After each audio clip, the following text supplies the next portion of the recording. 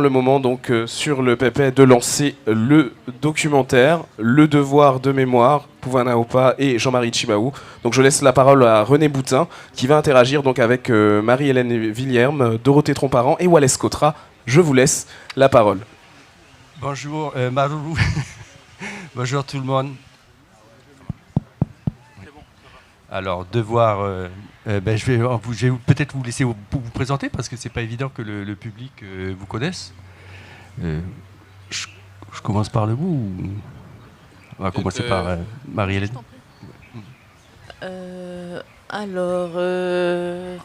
Marie-Hélène, alors se présenter comment voilà, cette année j'ai l'honneur d'être la présidente du FIFO en remplacement d'Alain Bamankou qui n'a pas pu venir, mais voilà, je pense que ma place est légitime et voilà, j'ai bien endossé le rôle. J'ai réalisé en 2012, donc ça fait 10 ans, ce film Pouvana Temetoi, l'élu du peuple, et je suis aussi productrice et photographe. Voilà. Je suis polynésienne, tahitienne par mon papa, italienne par ma maman. Voilà. Ils se sont rencontrés en France quand mon grand-père a reçu une noix de coco ici sur la tête et il a dû être évassané et a pris ses enfants. Donc voilà, c'est un peu l'histoire de deux migrants. Ma maman venue de France avec immigrés italiens et mon papa, voilà, ils se sont... Voilà. Et donc l'histoire des racines, du déracinement, de l'identité, de la communauté, de la collectivité, de l'histoire d'un pays, c'est quelque chose qui me traverse depuis toujours. J'ai fait mes études donc ici, j'ai grandi ici. J'ai fait des études d'art avant de m'inscrire à une école de photo. Parce que je voulais faire du cinéma, mais je savais qu'en revenant ici, il n'y avait rien au niveau du cinéma. C'était dans les années 90. Et donc, j'ai choisi, quand mes parents me payaient les études, de faire de la photo. Mais j'avais envie de faire du cinéma au bout du compte. Donc voilà, aujourd'hui, je suis et photographe, et réalisatrice, éditrice, de temps à autre. Voilà, je fais des podcasts aussi. Voilà. Une seule forme... La forme cinématographique ne me suffit pas, mais voilà. Et je passe aussi... je m'investis beaucoup dans la formation avec des étudiants ou alors avec des profils de décrocheurs scolaires ou des homeless, des SDF. Voilà. Donc, c'est une grande partie aussi de mon investissement. D'être dans la transmission et dans l'aide aux autres. Je crois que c'est tout. Ah, merci Marie-Hélène, tu vois, ça fait peut-être 15 ans qu'on se connaît, tu m'as pas raconté tout ça, donc je suis super content de t'avoir posé la question. Je vais laisser parler Dorothée. Ok, Dorothée Tromparent, donc je suis réalisatrice et productrice en Nouvelle-Calédonie. Je ne suis pas calédonienne car chez nous c'est un petit peu compliqué. La citoyenneté reste quelque chose qui reste en devenir. Je suis installée en Calédonie depuis 17 ans maintenant. Documentariste essentiellement. J'ai fait plusieurs films liés à la mémoire et à l'histoire en Nouvelle-Calédonie. Un film sur Jean-Marie Tjibaou qui s'appelle Au nom du Père, du Fils et des Esprits. Un autre film également sur les événements qui s'appelle Notre Guerre, qui était un film en fait qui retraçait l'histoire des événements mais vu par les enfants de l'époque, qui était vraiment transcommunauté pour montrer que tous ces enfants en fait avaient vécu une histoire douloureuse et que justement la mémoire devait se partager et qu'il y avait une histoire commune, une mémoire commune de ces souffrances. Et puis là, plus récemment, deux films qui sont en compétition actuellement, Wagnat sur une terre de la République française, et puis Andy Marie-Claude Tjibaou, un portrait de Marie-Claude Tjibaou un peu plus intime que ce qu'on a l'habitude de voir d'elle. Pour vous donner un peu mon parcours, en fait, moi j'ai une toute petite société de production en Nouvelle-Calédonie, essentiellement pendant des années en autoproduction. La production était essentiellement faite en fait pour avoir l'indépendance et pouvoir faire des films. Et puis depuis 2 ans, je produis de jeunes réalisateurs, dont c'est souvent le premier film, pour essayer de raccourcir leur chemin un peu et leurs difficultés parce que c'est un métier assez compliqué, la production est pas toujours rigolo. Donc pour essayer de leur donner les moyens de faire les choses eux-mêmes. Mais voilà, ça aussi tu ne m'avais pas raconté tout ça. Alors le monsieur, je ne connais pas très bien, mais vous le connaissez certainement. Non, moi je suis originaire d'une petite île, Tiga. Je suis de formation journaliste, c'est mon métier, journaliste. Et aussi un peu cadre de France Télévisions. Voilà. Et c'est vrai que j'ai fait plusieurs livres, souvent d'entretien, parce que c'est le journaliste qui a d'entretien sur Jacques Lafleur, un grand chef kanak, Nidoy Schneislin, Antoine Comboiret, qui est un grand sportif kanak, et dernièrement, je suis venu le présenter ici au Salon du Livre, un ouvrage avec un historien caldoche calédonien, Louis-José Barbanson, autour de la question à la recherche du nous. Et qu'en Calédonie, finalement, chacun dit je, puis on dit mais c'est quoi le nous en Calédonie, voilà.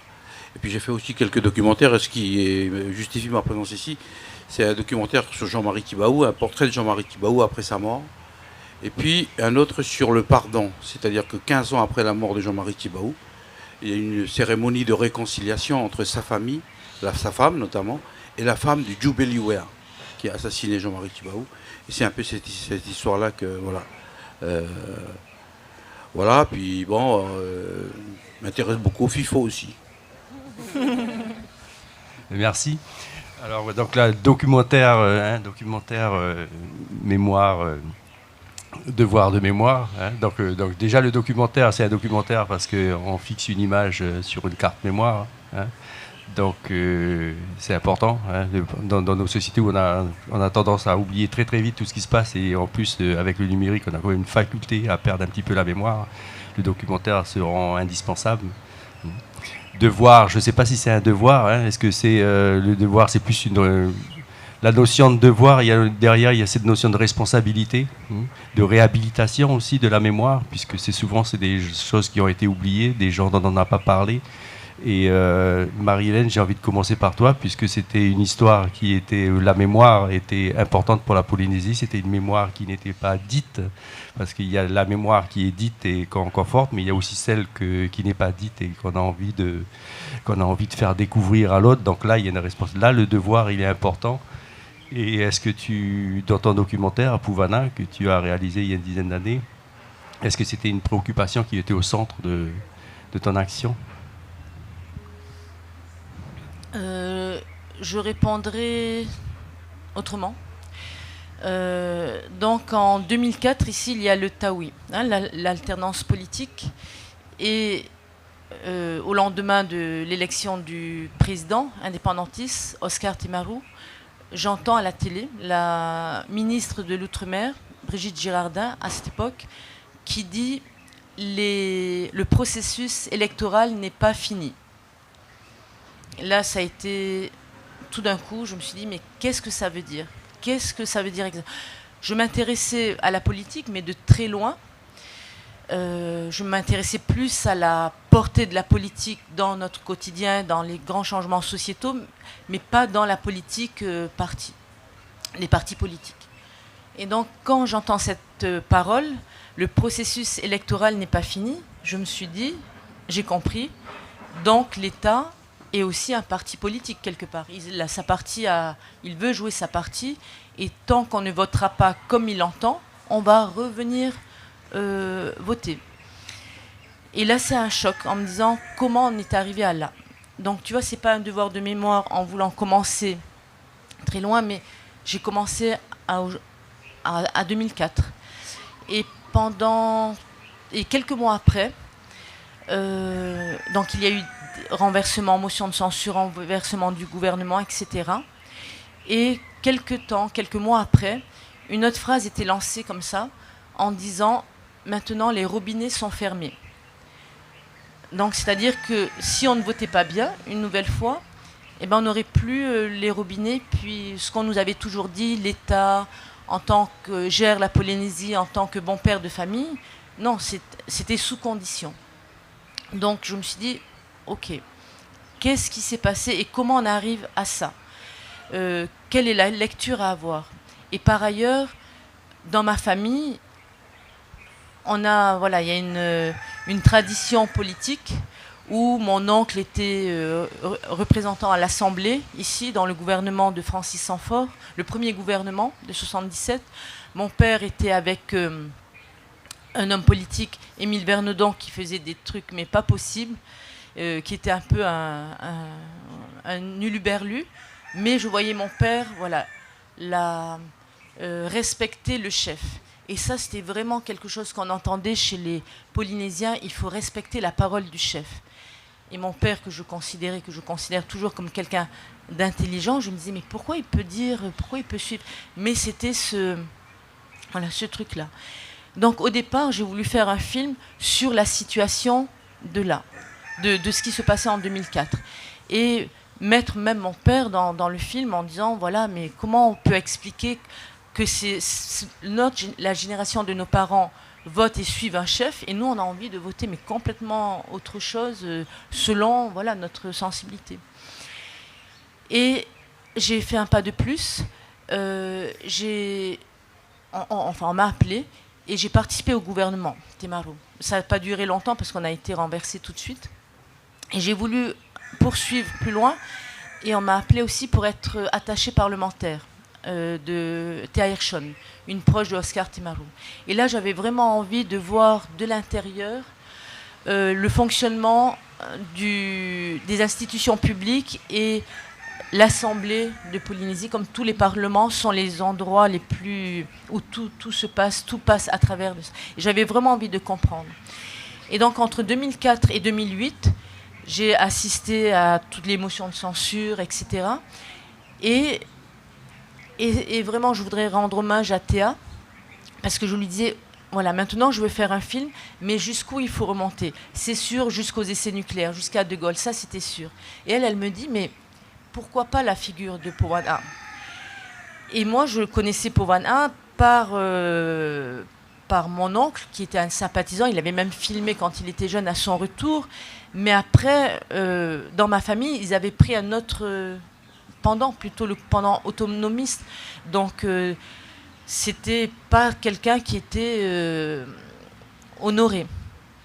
Et donc, Théa me dit, mais cherche un peu de ce côté-là. Et le temps, voilà, je suis un peu longue parce que c'est un contexte important. Et là, on arrive à 2008 et entre-temps, je contacte Jean-Marc Regnault, qui est historien, et je dis, Jean-Marc, j'aime bien les livres, mais je préférais avoir un cours d'histoire. Donc tous les mercredis, Jean-Marc me recevait chez lui et il m'a fait un cours d'histoire. Et après, il m'a plus vu pendant 1 an et demi. J'avais besoin de digérer en disant, ok, c'est bon. Mais voilà, tout d'un coup, l'image d'un Tahiti, la joie de vivre, comme on le dit, de 1930, les belles années de 1940, 1950, j'ai vu qu'il y avait énormément d'agitation sociale, de confrontation, de conflit, de trahison et tout ça. Et donc, à ce moment-là, il m'a semblé important, la première idée du film, de faire le Taoui et de revenir en arrière et de trouver les origines et de faire un petit tiers sur Powana. Je me suis dit, il y a un film entier à faire sur Powana. Et monsieur Michel Copps, qui est ici, à ce moment-là, était directeur de Polynésie Première, et il me dit, mais comment tu vas faire pour trouver des archives?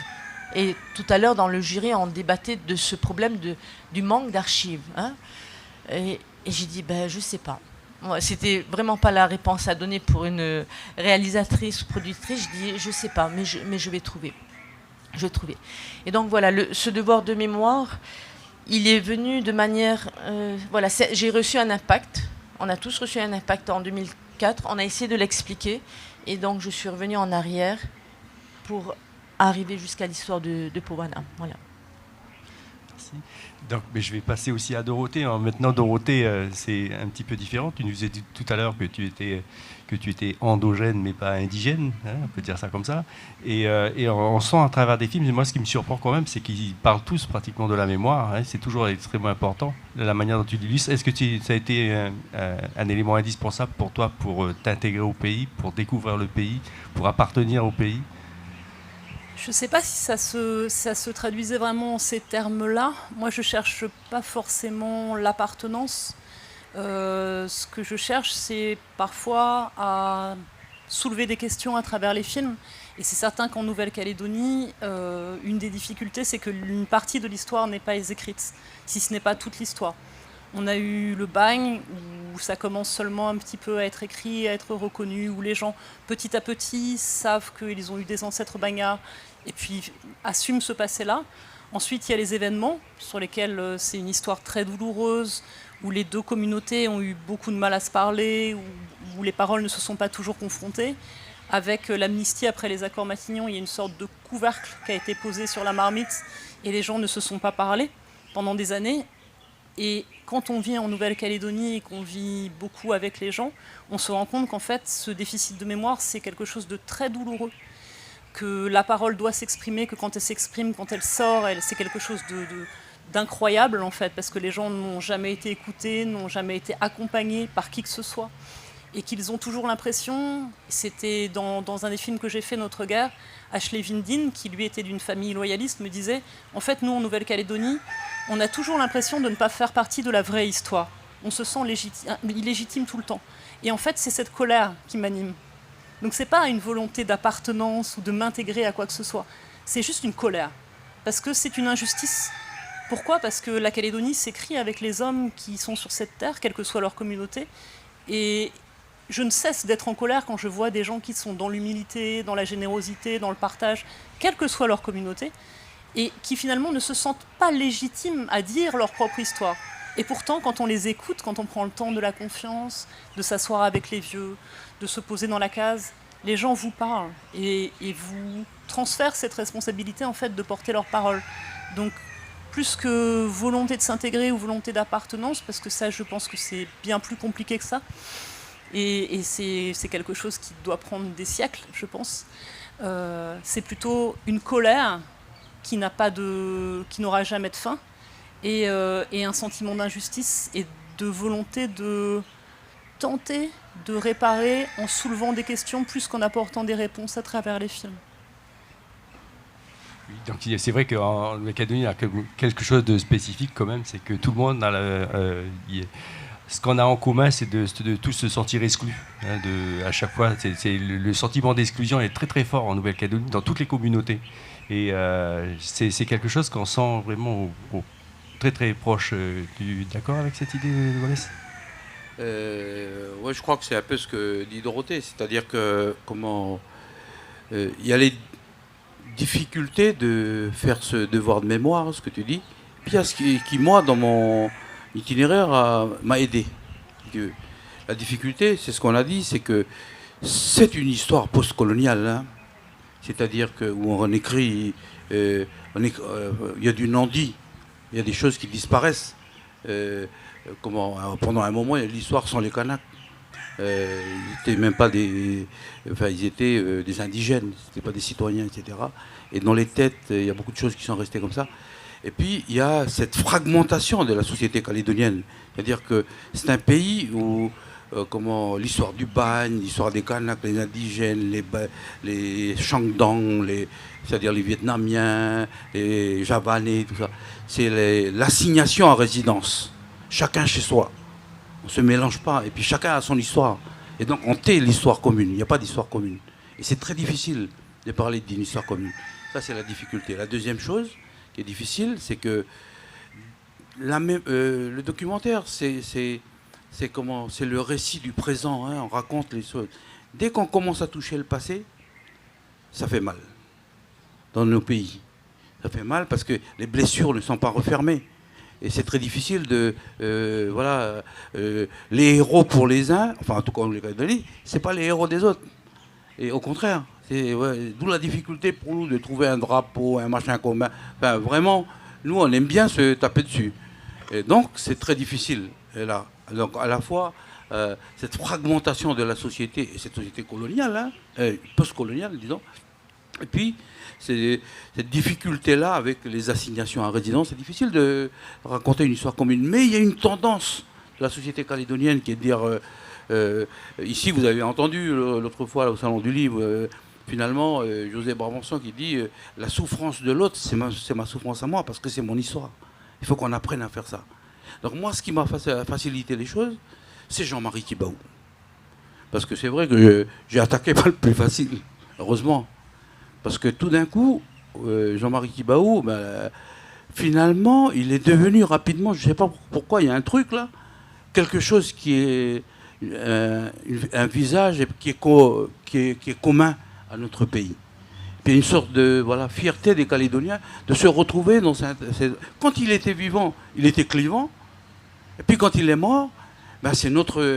Et aussi bien chez les loyalistes que chez les indépendantistes, tout d'un coup, on n'arrive pas à faire de même de Jacques Lafleur. On essaye. Mais je pense qu'il faudrait le faire.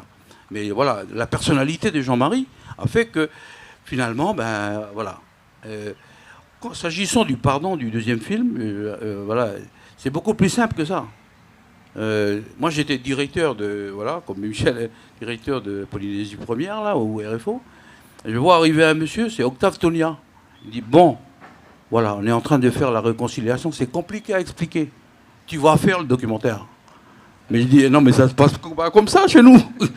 Tu sais, il faut un projet, tu vas faire le documentaire parce qu'il faut expliquer. Gilles Dagneau, etc. Ben voilà. Et tu oublies de dire, Wallace, pardon, je te coupe, que Octave était contre le pardon au départ. Et ben voilà, moi j'étais en service, j'ai dit, garde à vous, puis voilà, on y va. C'est un peu, pas tout à fait comme ça qu'on dit l'éthique du documentaire inter. Hein. C'est pas comme ça. Hein. Mais voilà, nous, on est dans des petites sociétés. Et si je fais pas, qui c'est qui va faire? Et puis voilà, c'est notre grand frère. Et puis on est parti comme ça. Et puis après, en rentrant dedans, et là, tu vois toute la complexité, puis la richesse, et puis la personnalité etc. Et puis c'est comme ça, c'est comme ça qu'on a fait Tjibaou le pardon. Je ne sais pas si c'était dans un cadre plus normal, je refais. Tu vois, parce que là, en plus, c'est pas normal qu'un directeur fasse un documentaire. Hein. C'est pas normal dans notre milieu, quoi. Mais bon, je sais pas pourquoi, finalement, on a fait. Et puis, voilà, c'est ça. Mais je reviens sur le début, qui est de dire, à part le fait de la personnalité de Jean-Marie qui nous a facilité les choses, c'est difficile de parler de notre histoire. Mais en même temps, il faut l'assumer, et c'est un enjeu très important pour nous aujourd'hui, pour dire, il faut raconter notre histoire, il faut dire à nos enfants que il y a eu des grabuges, et puis il y a eu des choses difficiles, mais c'est notre histoire à nous, c'est pas l'histoire des autres. Et puis on continue, etc. Donc voilà. Donc c'est peut-être que dans les sociétés postcoloniales, hein, l'idée de mémoire, enfin le documentaire de mémoire, il est très proche de l'idée de résoudre. Hein, c'est peut-être indissociable quelque part. J'ai l'impression que la mémoire des sociétés postcoloniales, enfin le documentaire, c'est toujours pour résoudre quelque chose, pour résoudre des conflits personnels ou aussi avec réparer. Je pense que pour l'histoire de Powhatan, c'était de se réparer, de se réconcilier avec soi-même. Alors, j'entendais aussi cette expression, se réconcilier avec soi-même, mais sans vraiment comprendre complètement qu'est-ce que ça voulait dire. Et je crois qu'il a fallu que je chemine, et par la suite que le public chemine aussi, pour comprendre ce que signifiait se réconcilier. Se réconcilier avec soi-même, c'était accepter aussi les parts d'ombre que l'on a tous connus au travers de nos parents, de nos familles. Pour moi, ce qui a été compliqué, c'est de faire une histoire qui était vraie, sachant qu'il y avait des gens de ma famille qui n'étaient pas complètement parmi les opposants, mais qui étaient qui étaient du bon côté de l'histoire. Et Powhatan n'a pas été du bon côté de l'histoire. Et se réconcilier avec soi-même, ça veut dire que ça signifie aussi, pour moi, qu'en ouvrant ces pages, en traversant ces blessures, on arrive à comprendre. Et comprendre nous apaise et nous permet d'avancer. Tout simplement parce que les choses sont dites, parce que la parole a été libérée pendant le film, après le film. Voilà, Sandro en parlera peut-être parce que voilà, j'ai demandé à Sandro d'être là, c'est l'arrière-petit-fils de Povana. La parole s'est libérée. Les gens ont voulu parler parce qu'il y avait cette chape de plomb. Donc ce devoir de mémoire, c'est pour dire ce qui a été fait, mais c'est aussi pour soulager, je crois. Soulager. Et après, la question un peu épineuse, c'est de dire, est-ce qu'on nomme les responsables ou est-ce qu'on arrive à se réconcilier sans incriminer les uns et les autres, mais comprendre qu'à un moment de l'histoire, ça a été le général de Gaulle, ça aurait pu être quelqu'un d'autre. C'est les circonstances de l'histoire qui font qu'on est d'un côté de l'histoire ou de l'autre, que des décisions sont prises et que d'autres sont plus malheureuses. Donc réparer, je pense que c'est pour guérir, se réconcilier. Et je crois que ça prépare, que la réconciliation, elle n'est pas, en tout cas pour l'histoire de Povana, elle n'est pas finie après le film. C'est-à-dire que le film a été une étape nécessaire, indispensable, pour arriver à une autre étape, qui est passée par la justice, qui est passée par... c'est une autre histoire, mais je voudrais juste rendre honneur aussi à Jean-Marc qui est là et à tous ceux qui ont évidemment participé à la réhabilitation de cet homme. Le pouvoir du film a été de sortir un peu, de sortir à la lumière, de mettre à la lumière cette histoire politique qui était étouffée depuis longtemps. Il y avait une chape de plomb, mais aussi qui faisait l'objet de disputes et de conflits de nos politiques d'alors. Et j'entendais des choses, j'ai dit mais comment il peut dire ça, c'est pas du tout la vérité. Donc les versions de l'histoire nous auraient été complètement on aurait été complètement encore divisés parce qu'on nous demandait d'être d'un côté ou de l'autre. Et là le film a permis de montrer à l'opinion publique la réalité des choses, et la réalité était suffisamment choquante pour que ne pas en rajouter, ne pas mettre de l'huile sur le feu et laisser les gens faire leur propre avis. Ce qui a amené ensuite la classe politique, c'est-à-dire tous les partis politiques, à se placer et finalement à trouver un consensus alors que c'était un objet de division. Donc je crois que la force du film, c'est d'avoir amené cette histoire à la lumière, de l'avoir montrée à l'opinion publique, et tout d'un coup, jusqu'à l'Élysée, ils se sont dit mais qu'est-ce qui se passe là en Polynésie, il y a quelque chose. Donc c'est en tout cas l'apport qu'un film peut apporter aux côtés de l'apport des historiens, des hommes politiques, de la famille, des universitaires et tout ce travail-là. Oui, je crois que dans les sociétés contemporaines, on s'est attribué le documentaire pour diffuser la mémoire, mais pour se donner un avenir aussi, parce qu'on a été fixé comme ça dans des choses qui souvent étaient extrêmement difficiles, qui n'étaient pas dites, et puis le présent, il avait besoin de se passer. Mais une fois, j'étais en Talifou. Et puis il y a un vieux, il était là, il a dit mais il faut pas écrire les choses, parce qu'il faut dire les choses, parce que sinon il faut garder la tradition orale, parce que sinon on peut pas changer. Et puis on est obligé de pointer du doigt les victimes, et eux il faut qu'ils disparaissent. Donc l'avantage de la tradition orale, c'est de reconstruire l'histoire et d'avoir le futur, parce que le futur c'est ça, c'est de pas oublier ce qui s'est passé, mais par contre de transformer un petit peu cette réalité. Et est-ce que le documentaire n'est pas quand même aussi en train de transformer un petit peu cette réalité ? Est-ce que le hors-champ du documentaire, quand on est dans des situations comme ça qui sont difficiles ou qui n'ont pas envie d'être dites, est-ce qu'il n'est pas plus important que ce qui est dit à l'écran ? Et qu'est-ce qu'on occulte finalement ? C'est évident que de toute façon un documentaire ne laisse jamais indemne quelque société que ce soit, ne serait-ce que les protagonistes, forcément ça change les choses. En Calédonie, ce qui est très intéressant, c'est qu'en fait, la mémoire commence seulement à s'exprimer.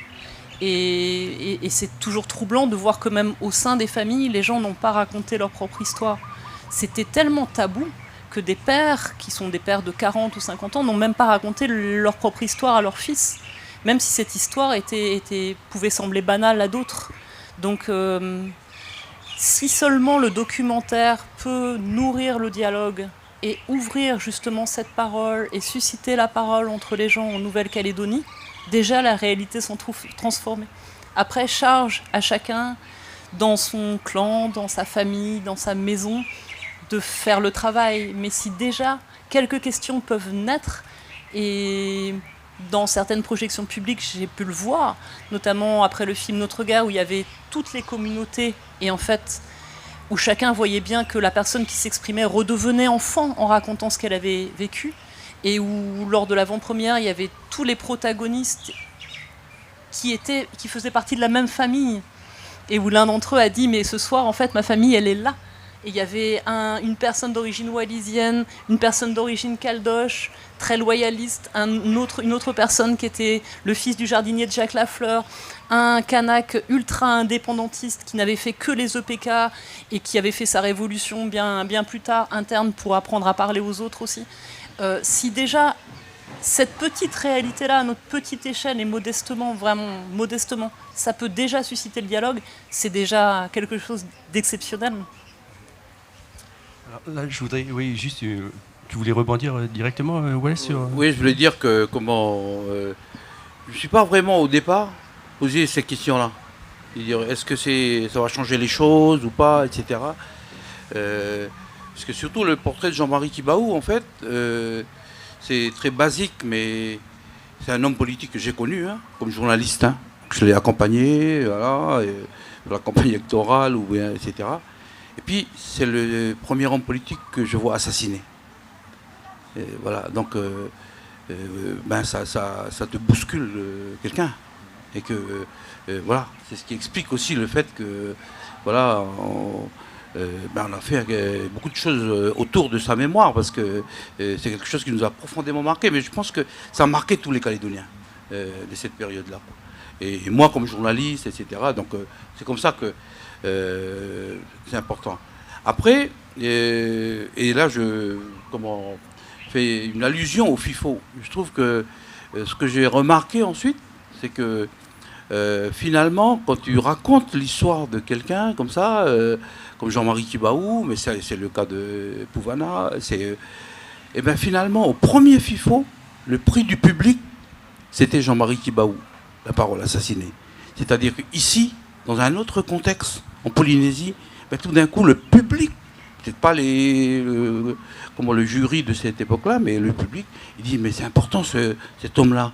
Et puis ça fait un débat, ça discute, etc. Quoi. Comme le pardon. Le pardon, c'est très intéressant, parce que le pardon, ça a été primé ici, mais on a fait des dizaines de projections partout. Et c'est intéressant de voir que nos histoires à nous, qui sont des fois difficiles à raconter, mais parlent beaucoup aux autres aussi.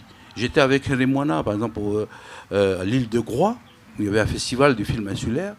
On diffuse le pardon, et puis il y a un monsieur qui se lève. C'est ce que tu racontais tout à l'heure, c'est qu'au début, les gens se taisent. Ils réagissent pas tout de suite. Puis il y a un monsieur qui se lève, et puis il dit, voilà, moi je n'ai pas de questions, mais je viens dire ici que de ce pas, je vais me réconcilier avec mon frère. Parce que si ce que nous ont fait les deux femmes, ben comment se fait-il que... Voilà. C'est des choses comme ça, quoi. J'ai fait, par exemple, des projections en banlieue parisienne avec Édouard Glissant, qui est un écrivain entier, très connu, etc. C'est extraordinaire. Dans les des gens, petits jeunes de banlieue, hein, qui sont des petits loupards, quoi. Et puis, je sais pas, ils ne sont pas tous des loupards, mais l'échange est très intéressant. Et je dis, mais finalement, la force de nos histoires à nous, auprès des uns et des autres, je crois que ça nous redonne confiance. Finalement, pourquoi on ne fait pas plus à raconter nos petites histoires à nous et à les partager, etc. Voilà ce que je voulais dire. Donc ça c'est une dimension qui est intéressante parce que c'est aussi l'humilité qu'il y a aussi chez nous. Hein. On a toujours l'impression qu'on va intéresser personne. Hein. Et puis finalement, quand on raconte bien les choses, on se rend compte que c'est très intéressant. Mais donc, je voudrais revenir sur le devoir, le devoir du documentaire. S'il y a des devoirs, enfin, en tout cas, s'il n'y a pas de devoir, il y a un vrai engagement sur le documentaire. Et dans ton travail, Wallace, j'ai remarqué à travers toutes les années que là, tu as plus envie de parler de la complexité de notre situation et de donner aussi la parole à tout le monde. Tu agis un peu ces derniers temps, un peu comme un sage. C'est la vieillesse, c'est la responsabilité politique ou qu'est-ce qui se passe? C'est sans doute la vieillesse. Non, mais je crois que c'est important. Par exemple, nous, on s'est beaucoup battu, donc le groupe France Télévisions, qu'il y ait des cases documentaires de nos régions. Et finalement, le FIFO a été quelque chose pour la région du Pacifique. Hein, et on s'est battu pour qu'en Nouvelle-Calédonie, par exemple, il y ait une case hebdomadaire sur le documentaire, etc. Finalement, aux Antilles, on a fait pareil, avec un festival qui s'appelle le FIFAC. Et puis à La Réunion, ça va démarrer cette année. Donc c'est un vrai combat. Et finalement, le fait qu'on puisse raconter nos histoires dans nos régions, ça remonte sur le national, quoi. Et puis c'est partagé au niveau international. C'est ça qui est intéressant. Donc là, je voudrais revenir sur Marie-Hélène, puisque le film, moi j'ai vu ce film dès que tu l'as sorti. C'était difficile, le film ne fonctionnait pas, ne marchait pas. Donc là, dans le documentaire, on s'engage à donner une parole, à mettre tout sur la place publique. Et en fait, finalement, on a ceux que ça dérange ou que ça dérange pas, ou ceux qui sont frileux, ceux qui ont peur, ils s'en remettent tout de suite au réalisateur. Hein. Donc finalement, c'est le réalisateur, le responsable de l'histoire quelque part des fois. Et comment pas ta question. C'est pas une question, c'est un échange. C'est même pas vrai. Pas vrai. Même pas mal. Mais donc, comment tu as vécu le post une fois que tu avais fait ce film, puisque maintenant il faut le partager, puisque la mémoire là, c'est toi qui la donne cette mémoire. Et alors il y a évidemment beaucoup de choses qui se sont passées depuis ce film.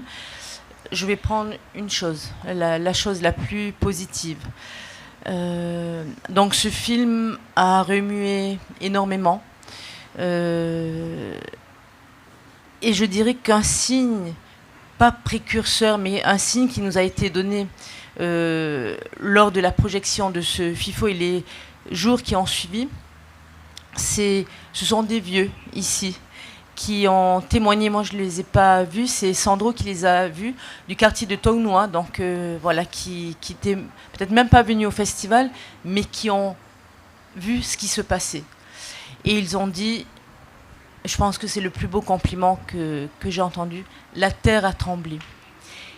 Et si on revient au devoir de mémoire, je pense que il y a des choses, des faits historiques, il y a des épisodes, des pages un peu sombres de l'histoire qui sont étouffées. Et un jour, je dirais même pas que c'est moi qui ai choisi le sujet, mais que voilà, j'ai capté quelque chose qui était dans l'air du temps et qu'il était temps que cette histoire ressurgisse. Donc ce devoir de mémoire, c'est voilà, cette mémoire qui est ensevelie et qui à un moment a envie de sortir. C'est le moment, c'est le temps pour que cela se fasse. Et là, il y a une petite poussée, comme une graine, comme un arbre, comme une plante, une fleur qui pousse. Et là, on ne peut plus l'arrêter. Et le film a été cette graine qui est sortie. La graine était plantée par d'autres depuis des années. Et le film a été voilà, cette petite plante qui est sortie du sol. Et à partir du film, alors là, se sont enchaînés 6 ans, entre 2012 et 2018, de combats d'arrière-garde, parce qu'on l'a fait en coulisses. Donc pour moi, le film ne s'est jamais arrêté. Si le film s'était arrêté, mais l'histoire avec Povana et avec la famille ne s'est jamais arrêtée, puisque à partir de là, ça avait foutu assez de bordel pour que ça remonte très haut, pour qu'à partir de là, il y a eu cette marche vers la réhabilitation. La réhabilitation, donc la révision de son procès, qui est la 6e révision dans toute l'histoire de la 5e République, de révision d'un procès avec succès, la première d'un outre-mer, la première d'un parlementaire. Et voilà, on a mené cette quête, les universitaires, les historiens d'un côté, avec Sandro, à chercher des nouveaux témoins. Donc on a travaillé dans le noir, enfin en coulisses, avec le ministère de la Justice, qui nous a demandé de faire ce travail, d'aller chercher des nouveaux témoignages. Et en même temps, donc, on suivait tout ce qui était, toutes les avancées, tous les pas qui étaient faits au niveau législatif en France, et notamment par Christiane Taubira, qui a changé la loi sur les cas de réhabilitation, de réouverture de procès, au niveau donc une loi qui est passée au Sénat, à l'Assemblée, et qui était cadrée un petit peu sur l'histoire de Powana. Donc, à partir de là, toutes les révisions de procès bénéficient de ces deux mesures phares que Christiane Taubira a pris. Bon, on ne va pas rentrer dans le détail. Et donc, on a suivi. Donc, voilà, je ne sais plus quelle était la question, mais voilà, quel a été l'après. Et donc ça a été un long parcours, et en 2018, la révision du procès a été annoncée, ce qui a été une mesure extrêmement importante. Je regrette un petit peu il me semble, que le gouvernement ici n'a pas saisi l'importance que cet acte symbolique avait. Parce que moi j'étais partie, Sandro était parti en juillet, moi j'étais partie en octobre avec ses enfants, et il fallait être au tribunal pour voir, comme je disais, le film a permis quelque chose. La révision, à un moment donné, tu dis ok, tu assistes à quelque chose d'historique, a permis autre chose, et aujourd'hui voilà, on poursuit voilà. Donc je ne sais pas si j'ai répondu à ta question. Très bien répondu. Tu veux rebondir sur... Non, mais je pense déjà dire que le documentaire a fait un effet très important sur le FIFO, hein, déjà. Au moment où tu l'as présenté, ici, ça a été quelque chose de... Je ne crois pas qu'on ait eu un impact aussi important. Et puis ensuite, moi, je trouve qu'après, j'étais à Wainé, d'où il est originaire. Et alors là, j'ai l'impression que je refais un autre débat là-bas. À chaque fois que je m'arrête sur ça, quoi. Et c'est rare, quand même, les documentaires qui suscitent comme ça autant de... Et je crois que c'est ça qui est important dans le devoir de mémoire. C'est que ça soit accaparé par les gens, que les gens en parlent, et puis que les scientifiques ou les universitaires en parlent, que les politiques en parlent, fait, tout va. Ça, il y a une sorte de... Voilà. Et parce que ça fait partie de notre pays. Et puis un débat autour de tout ça. Oui, et puis là, dans le cadre de Powana, c'est mémoire, c'est aussi valoriser un personnage. Donc j'avais l'impression que la Polynésie avait besoin de, on dit un mythe, un guide, quelqu'un. Ils ont trouvé en Powana ce qu'il y avait chez nous avec Jean-Marie Chibaou. Donc oui. ça s'est très bien senti. Je me rappelle de cette projection qu'il y avait eu ici. J'étais aussi assez impressionné par le public et la force et tout ce que ça avait suscité. Les gens, ils étaient tellement fiers. Oui, je vais prendre la parole. Je pense que dans notre histoire de colonisation, d'évangélisation, de carrefour de l'histoire avec l'implantation du CEP, donc de beaucoup de trahison, d'une histoire de la raison d'État, je dirais, mais aussi forcément de trahison ici. Lorsque j'ai préparé le film, j'étais voir Bruno Sora qui avait déjà écrit la biographie de Powana. Il m'a dit, Marie-Hélène, si tu parles seulement de la raison d'État et de ce que la France a fait, tu auras à 50% raté ton film. Je dis ok, je ne comprenais pas complètement ce que ça voulait dire, mais c'était vraiment important. Donc quand on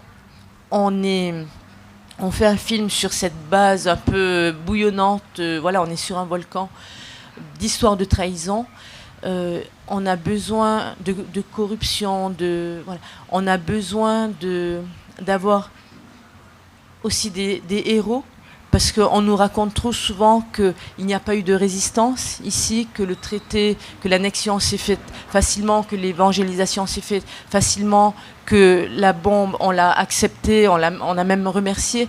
Donc voilà, on a peut-être une image un petit peu honteuse de nous à cause de tout ça. Donc avoir la figure de héros, de résistants, et de gens qui se tenaient droit dans leurs convictions, qui étaient des exemples. Je pense que c'est ce qui explique qu'aujourd'hui toute la classe politique se retrouve derrière lui et a envie voilà, tout le monde a le portrait de Paumanin quand il passe à la télé, tous les partis politiques. Voilà, ça participe à ça. Il a fait consensus pour tout le monde. Juste pour rebondir sur ce que tu disais, sur le fait de réparer aussi grâce au film, en fait, le devoir de mémoire, il est essentiellement de rendre la mémoire aux gens. C'est-à-dire que cette mémoire, elle n'appartient pas aux documentaristes, elle appartient à ceux qui l'expriment, à ceux qui en parlent, à ceux qui se parlent. Et je pense qu'en Nouvelle-Calédonie, il était grand temps, en fait, que les gens récupèrent leur mémoire, ne serait-ce aussi que pour tendre à la France le miroir de ce qu'elle a été, de ce qu'elle est encore aujourd'hui. Il ne s'agit pas de politique, pas du tout, ni de polémique. Il s'agit juste de retrouver du sens et de redonner de la légitimité à ceux qui construisent ce pays, qui peut sembler petit, mais qui a une telle profondeur en fait que c'est illimité, c'est infini. La culture, l'histoire, la mémoire, chez nous, on pourrait faire 1 million de films sur chaque personnage. Oui, je voulais dire que moi j'ai fait un documentaire donc, sur Jean-Marie Tjibaou et j'ai fait un livre avec Jacques Lafleur. Voilà. Et finalement, c'est le plus facile, parce qu'ils sont connus. Jacques Lafleur, voilà, même Pouvana, ici, qui est un de nos personnages à nous. Mais je crois qu'il faut creuser les choses dans notre histoire. Et là, je pense qu'il y a un travail avec nos historiens, avec tout ça. Il faut restituer notre histoire. Et que ensuite, après, il y a le travail méticuleux des documentalistes qui vont chercher les personnages de notre histoire, puis les révéler à nous-mêmes, etc. Et puis les mettre à la disposition des enfants. Il y a un travail très intéressant que l'on avait fait en Nouvelle-Calédonie autour des professeurs d'histoire, puis des documents pédagogiques pour l'histoire, en cherchant dans nos archives, etc. C'est très intéressant. Et je crois que ce travail-là, c'est un chantier. C'est un chantier aujourd'hui, comment on a commencé simplement. Parce qu'on ne connaît pas vraiment notre histoire. Moi, par exemple, quand j'arrive en Polynésie, je viens de Nouvelle-Calédonie, où c'est très important les chefs là-bas. Puis tout d'un coup, j'arrive ici, il n'y a plus de chefs. Mais où ils sont passés les chefs? Peut-être qu'il y a dans les chefs de Polynésie, il y a des personnages très importants qui avaient existé à l'époque, etc. Mais on ne sait pas. Ça a disparu. Et c'est pour ça que j'ai dit qu'il faut faire. Je faisais la distinction hier entre la destruction et la disparition. Et nous, on est confrontés à la disparition. C'est que tout d'un coup, ça disparaît et que personne ne se préoccupe de ça. Et c'est à nous d'aller chercher ce travail. On ne peut pas le faire tout seul, les documentalistes et tout. Il faut le faire avec la société, quoi. Je rebondis sur ce que tu disais, Wallace. Tu disais que tu avais fait un livre avec Jacques Lafleur, mais il n'y a jamais eu de vrai documentaire en profondeur sur lui. Et c'est vrai que c'est un chantier qui est toujours ouvert, en fait, l'histoire. Et il y a des choses qui avancent petit à petit, et ça notamment sur l'histoire de Jacques Lafleur, avec l'histoire qu'on connaît, son itinéraire, etc. C'est des choses qui restent à faire et qui seront importantes aussi pour le pays. Pas seulement pour installer la statue de Jacques Lafleur sur la place des Cocotiers, pas seulement, mais aussi pour que les gens puissent s'approprier l'histoire et pas seulement avoir une image qu'on leur a transmise, bonne, négative, et qu'on puisse en fait commencer à écrire une histoire qui rassemble tout le monde. Donc là, le temps il avance un petit peu. Je vais donner la parole au public. Si vous avez des questions à poser. On aura le temps que pour une question, je pense, avec le temps qui reste. Oui. Est-ce qu'il y a une question dans le public? La meilleure. Les journalistes, vous êtes toujours en train de nous embêter avec vos questions, puis là, vous n'êtes plus de questions maintenant, devant tout le monde. Moi, j'ai pas une question, mais j'ai un témoignage en tant que producteur. Parce que j'ai été confronté dans une histoire contemporaine qui est en France, qui était la question migratoire, avec la question de l'accueil des personnes migrantes. Et j'ai produit un film qui s'appelle Libre. Et ce film était lié à une personnalité qui est Cédric Héroux, qui, vis-à-vis de l'État, a dit le devoir d'accueil fait partie des droits de l'homme. Et donc a mis l'État devant ses responsabilités. Et l'État a tout fait pour essayer de casser ce jeune garçon qui était précaire, et aussi face à des gens précaires qui arrivaient chez lui. Et c'est vrai qu'en ayant vécu le film qu'on a amené à Cannes, qui a été vu ensuite par des anciens ministres, qui étaient au Conseil constitutionnel, je me suis rendu compte de l'impact d'un film sur la société.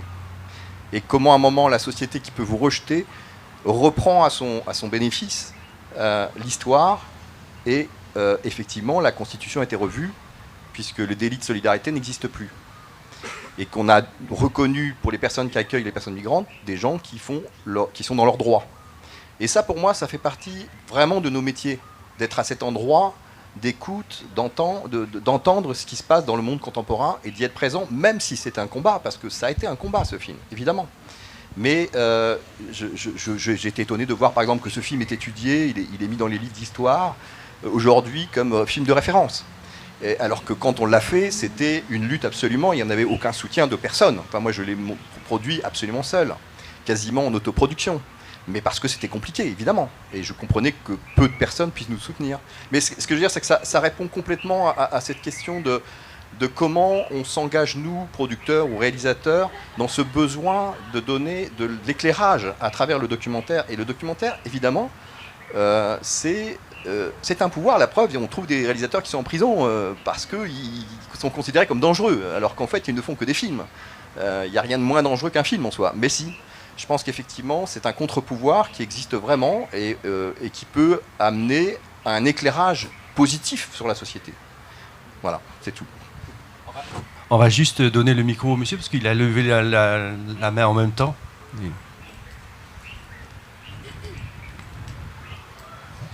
Oui, je me présente, Sandro Stephenson, l'arrière-petit-fils de Bouana.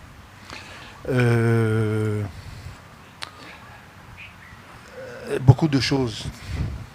Ça tire dans tous les sens dans la tête. Il y a le mot trahison, chape de plomb, enfin, on a tout dit là. Par contre, il y a notre histoire. Moi, je pense que, ça c'est mon avis, moi je pense que notre histoire, notre malheur à nous dans les Outre-mer, à Tahiti, peut-être aussi en Nouvelle-Calédonie, en Polynésie, c'est que ce sont des étrangers qui font notre histoire. Je m'explique. On va féliciter pour le FIFO, pour les comment on dit, ceux qui font les documentaires, tout ça.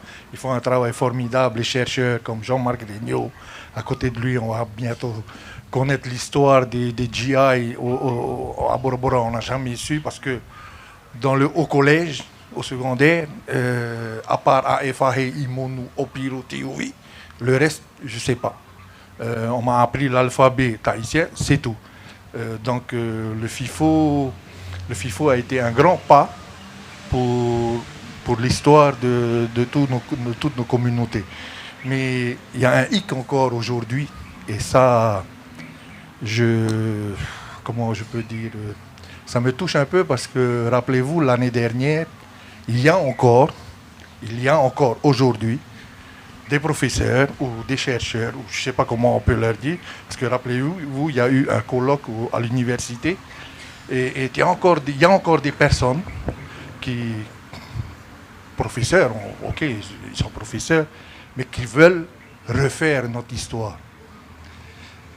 Et c'est notre malheur à nous. On aura toujours des personnes. Tant que ce rapport entre comment on peut dire, le colonisateur et le colonisé va être maintenu, on aura toujours ces personnes qui vont vouloir refaire notre histoire. Et c'est dommage parce que l'histoire de Poana, les chercheurs ont tout fait. Et qu'est-ce qu'on entend encore? Non, si j'ai bien compris ce qu'ils ont dit, ça s'est résumé à quoi? À 2 ou 3 phrases. Non, l'histoire de Poana, c'est pas celle-là. Ils ont exilé Poana, ils ont mis Poana en prison parce qu'il ne plaisait pas au gouvernement central. Voilà la raison. Alors que les chercheurs ont fait un gros travail depuis 2009. Ce travail a été fait jusqu'aux années 2014-2015. Donc, moi, je suis un peu malheureux de voir cette situation perdurer. En fait, je dis que les Outre-mer, enfin comme nous, la Polynésie ou les autres, il y aura toujours encore des personnes qui vont vouloir écrire notre histoire à notre place. Voilà, merci. Merci. Donc là, je crois que oui, on est tous d'accord sur la nécessité du documentaire, il est indispensable. Et le paradoxe, c'est que le documentaire de mémoire, apparemment, c'est la source du renouvellement des idées, puisque la mémoire pour construire quelque chose. Donc, pour vous qui avez travaillé sur la mémoire, le documentaire de mémoire, je ne sais pas ce que la mémoire et le documentaire ont fait de vous, mais en tout cas, nous, on vous remercie pour tout ce que vous avez donné, apporté, éclairé. Et j'ai vu tous vos films tous les trois, et vraiment, moi, personnellement aussi, ça m'a apporté beaucoup. Alors, merci. On les remercie. Merci pour votre attention. Et merci à toi, René, de donner une visibilité toujours au film. Merci René aussi. Merci à tous. Merci pour cette intervention.